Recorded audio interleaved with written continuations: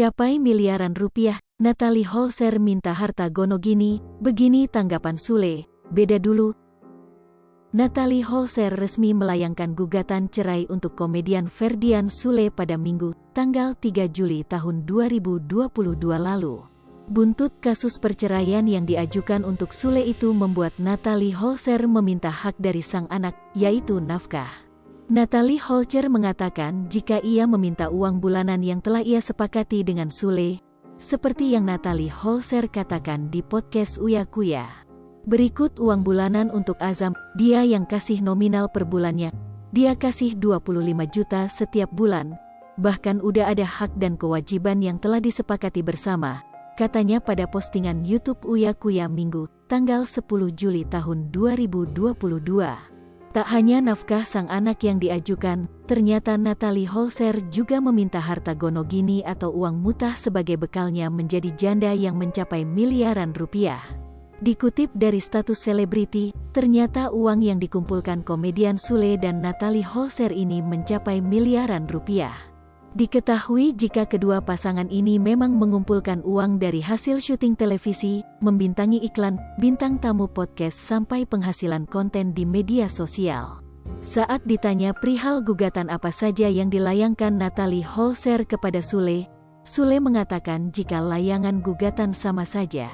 Ia sama sebenarnya verbal dan lain-lain, yang membedakannya adalah beda dengan yang dulu-dululah, tapi ada juga yang gak setuju. Ya namanya manusia kan, gak semuanya bagus, jadi santai aja, kata Sule. Sule juga membeberkan kondisi komunikasinya dengan Natalie Holzer belakangan ini. Udah dia menenangkan diri dulu, karena stres juga kan ya, ini adalah sebuah kesalahan di mana saya pribadi sebagai kepala rumah tangga meminta maaf. Mungkin apa yang terjadi tidak sesuai ekspektasi, ya saya memaklumi, ujar Sule. Berikut pengertian mutah.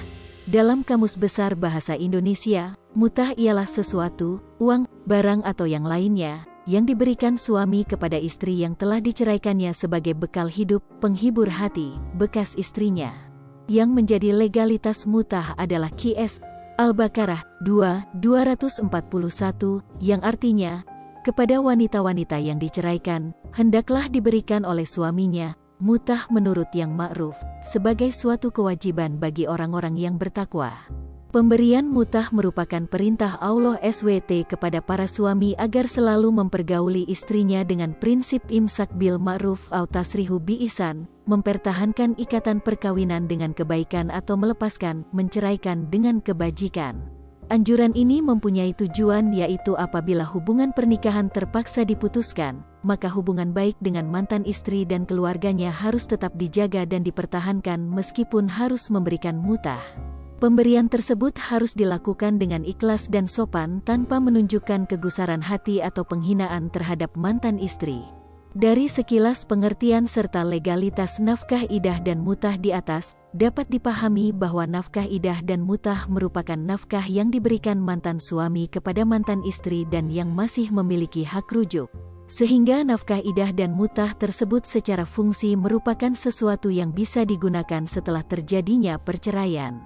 Oleh karena itu prinsip utama dari nafkah idah dan mutah adalah waktu penggunaannya, dipergunakan saat masa idah, bukan waktu pembayarannya. Bisa jadi kedua belah pihak sama-sama berkeinginan kuat untuk bercerai terlepas dari mana awal sebab perselisihan dan pertengkaran maupun sebabnya. Namun menjadi masalah justru suami sudah bersedia membayar nafkah idah dan mutah ternyata setelah berikrar pergi tak diketahui rimbanya. Atau tidak dibayar justru biaya pendaftaran eksekusi di pengadilan setengah atau bahkan hampir sama dengan nafkah idah dan mutah yang diperolehnya. Lipopo TV, jangan lupa komen, like, dan subscribe, serta tonton terus berita-berita terupdate lainnya ya.